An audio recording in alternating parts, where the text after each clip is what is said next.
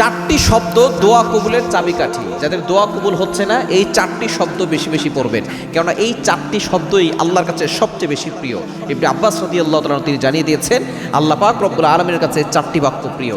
এই চারটি বাক্য যদি আপনি পড়তে পারেন, আল্লাহ তাআলা আপনার সকল আশা পূরণ করবেন, বিপদ দূর করবেন, বালা মুসিবত দূর করবেন। যারা অভাবের ভিতরে পড়ে আছেন, আপনার অভাব দূর হচ্ছে না, দুনিয়া আবার আপনার কাছ থেকে বিমুখ হয়ে গিয়েছে, আপনি এই চারটি জিকির করে আপনি আল্লাহর কাছে দোয়া করবেন। কারণ আল্লাহ তাআলা নিজে বলে দিয়েছেন যে চারটি শব্দ, চারটি জিকির যে করবে, আল্লাহ পাক রব্বুল আলামিন তার প্রিয় হবে, আল্লাহর নৈকট্য অর্জন সে করতে পারবে।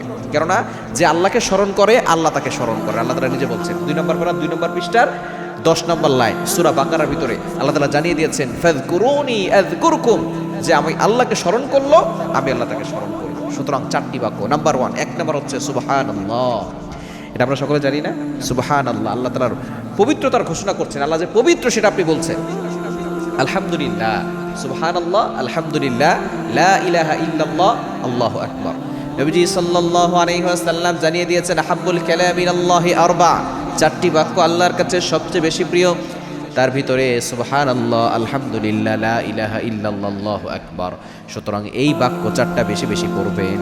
যত বেশি পড়বেন বিপদ দূর হবে, কষ্ট দূর হবে, বালা মুসিবত দূর হবে। শুধু তাই নয়, আল্লাহ তাআলা দোয়া কবুল করবেন। এই দোয়া কবুলের চাবিকাঠি হচ্ছে এই চারটি জিকির।